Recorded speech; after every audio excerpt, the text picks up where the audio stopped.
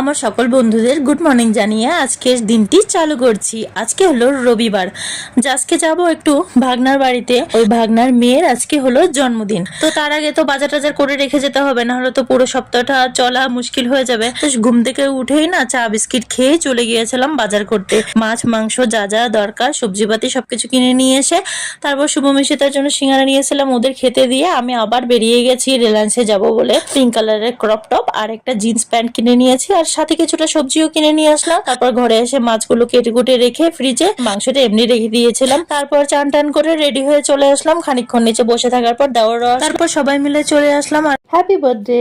আর ঘরে ঢুকতে ওটা ছিল আমার নাতি, আর এটা হলো বার্থডে গার্ল। তারপর ভাগনা বউ খেতেও দিয়ে দিয়েছিল, ও চিকেন ডাল বেগুন ভাজা বেগুনি করে রেখেছিল। তারপর শুভমিশিতাকে খাইয়ে দিয়ে আমিও খেয়ে দিয়ে আমরা একটু তারপরে বসে বসে গল্প করছিলাম। আর ওকে না জামাটা পরিয়ে দিয়েছিল, ওকে তো ভীষণ পছন্দ হয়েছিল। আবার দেখা হবে পরের ব্লগে, সবাই ভালো থেকো।